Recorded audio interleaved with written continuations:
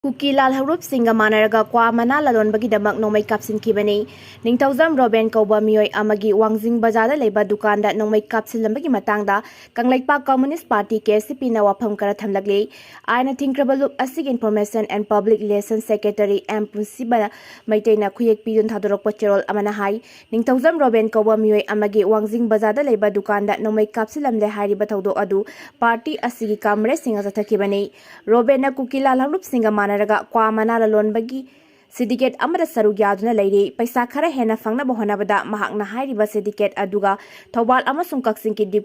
distributor gi thodang logna lakle zerol asina hai mahakna yauriba syndicate Asitran Chapur amasung kang pokpida leiba Kuki jo narco terrorist group singda lupa khokjau piduna Kangleipak ta kwa mana jada amasung atei mayai kaba nisagi polapsing supply tauribani Kangleipak ta Kuki jo narco terrorist singna kanglup ki oiba lan chathaba ngamlagliba ase asigumba syndicate sing asina lepanaidana paisa piba paisa mayam adugi matingna sagalakpa power adunane haibada haimanba thokloi sendong khara yamna phangna bohanabada asigumba syndicate kharana phurukki oiba interest ki mayokta lepli haibasu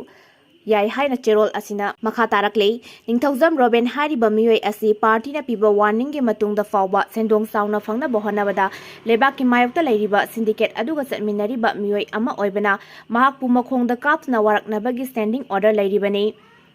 adubu masa fangdabadagi atopa mioi sokloidaba moongda mahakki dukanda oina nongmei kapsilambani haujiksu mahakpu cheirak pinaba party gi kamres sing adumak sem saduna leiri haina su serol asina phungdorakle exam thaba changbada maheroina lairik amasung ojana class piba noting pusinba yahalagani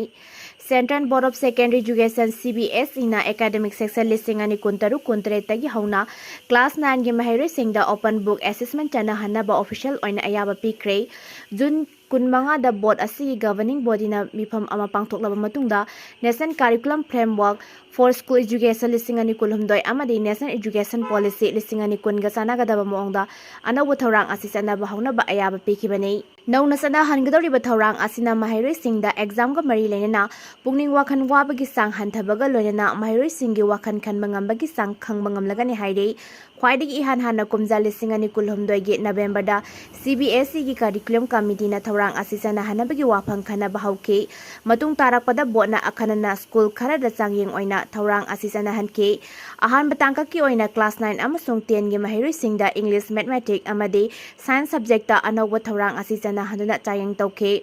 class 11 amasung 12 ki maheroi singda English Mathematics amadi biology subject ta thorang asisana hanuna changyeng tauke maheroi singna exam da hanglakpa wahangi pakhompi na bohanabada textbooks amusung atay reference book sijinnabada kaya yamna kumang chauksinba ngamlabage haibadu study aduda mayek sengna khangba ngamke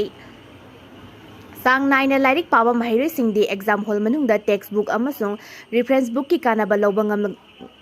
ngamlani adubu lairik ningthina padaba maheroi singdi textbook pusil halabasu exam da hanglakpa wahangi matik saba pakhom piba ngamlamde CBSE na thoranga sisana hanaba honaragliba asi handakna ahanba nate kumja lising ani tara mari tara manga amasung kumja lising ani ga tara taruk tara tareta CBSE na class 9 amasung 11 da tamba maheroi singi damakta open text based assessment chana hanaba thorang lokhatke adubu matamdu da maheroi amasung oja kharana yaning daba wafam phongdorakpadagi thorang asi mapung phana chana hankhide haradagi hauna pangthoktuna lagliba exam ga manadaba moongda open book assessment chana halabadi maheroi singna exam hall manungda textbook amasung atai reference book pusinba yaragani hiramasigi matangda report amana hai exam hall manungda lairik pusinba yahalabasu lairik padaba maheroi singde exam da hanglagliba wahang adugi pakum kadaida yawbage haiba khangdaba maramna khudakta pakum piba ngamdabagi khudong sadaba mayok narakani adumoinamak CBSE na nauna chana halaba honaragliba thorang asina maram oiraga chang naina lairik paba maheroi singda chauna kanaba fangalagani haina report asina phongdorakle